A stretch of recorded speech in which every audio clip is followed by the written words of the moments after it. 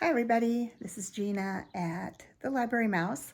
Welcome to my channel, and if you're new here, hopefully you like it enough to comment, like, and subscribe.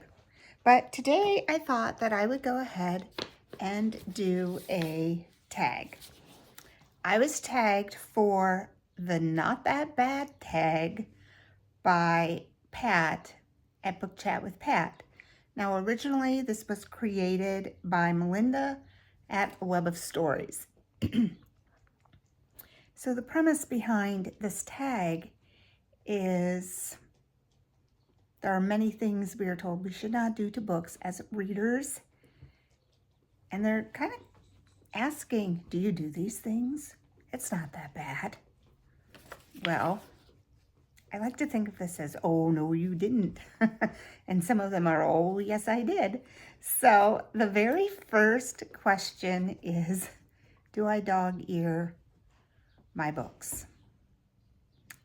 Yes, I do.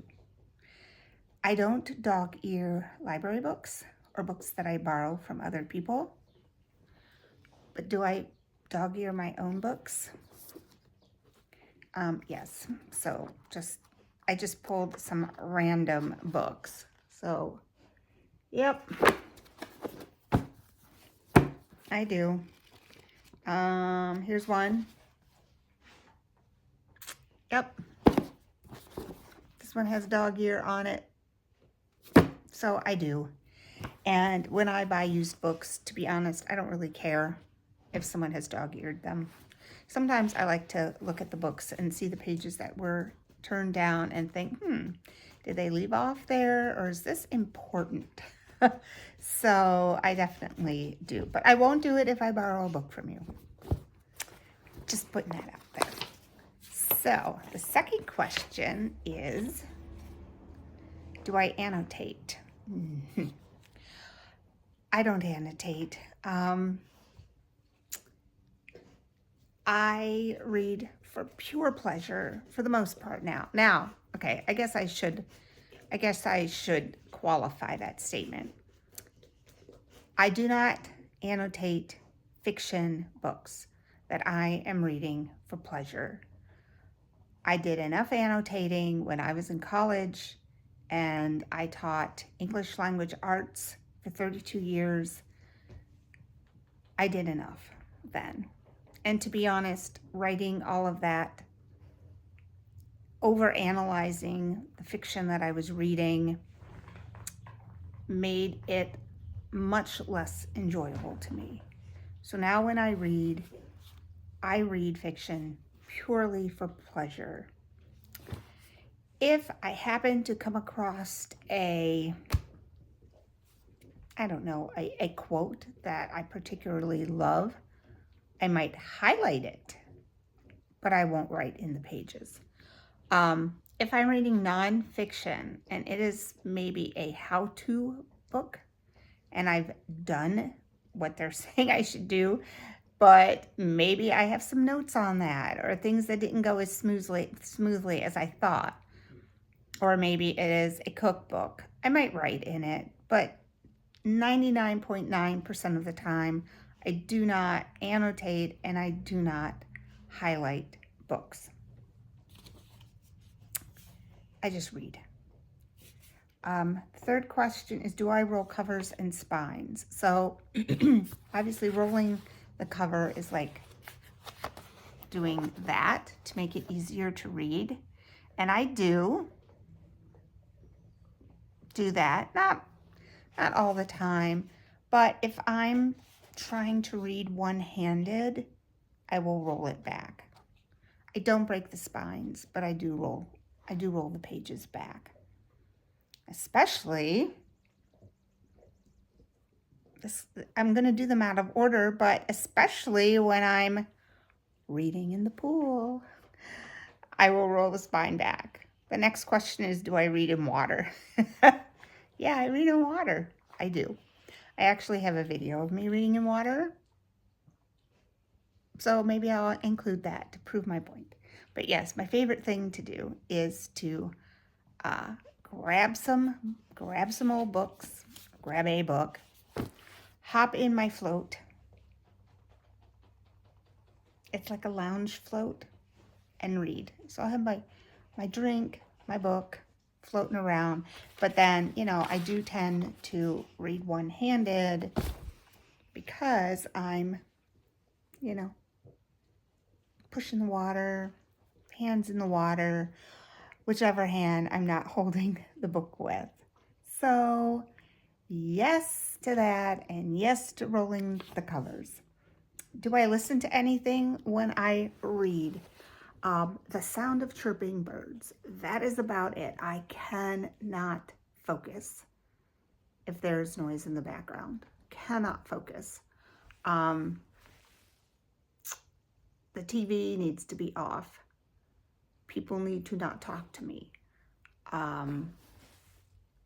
Yeah, I can't. I need to focus. So if I really, really want to pay attention to what I'm reading and understand what I'm reading, I won't listen to anything. When I've tried to like put background music on, one of two things happens. Either I stop reading and I just daydream, or I keep reading the same sentences over and over and over again.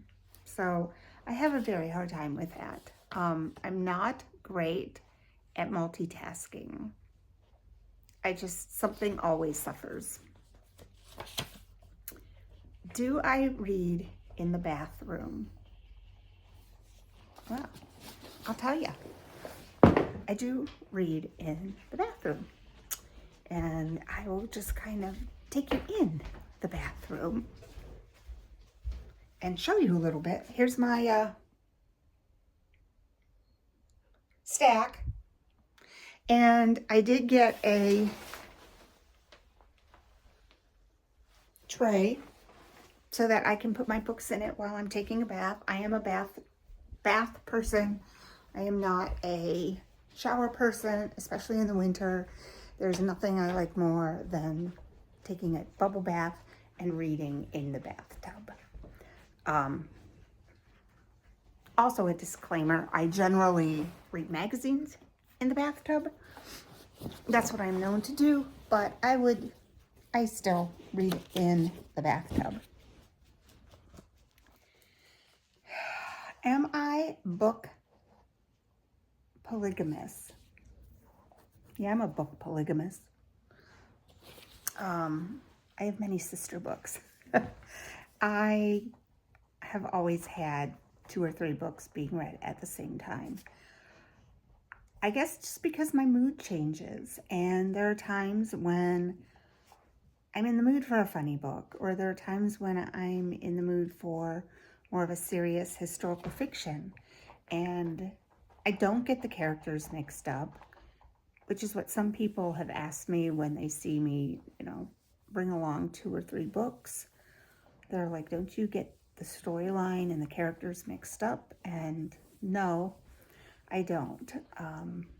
I find it very easy to keep track of the characters in a book, especially if I'm reading them like right now all at the same time.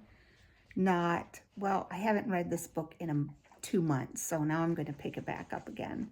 That's a little bit different, but I'm definitely a book polygamist. Do I DNF? Yes, I do. I read for pleasure, and I'm just not going to force myself to read a book that I don't find enjoyment in. Like I said, I had to do that when I was in school. And I'm not even sure why so many people make a big, sorry, my dog is, hang on one second. Sorry about that. She's very noisy today. Anyway, I don't even know why DNF is a thing. Like, why would someone think it's bad that you stop reading a book that you don't like? I don't consider it a project, like, oh, or a challenge. Like, oh, finish this. You need to finish this book even though you hate it.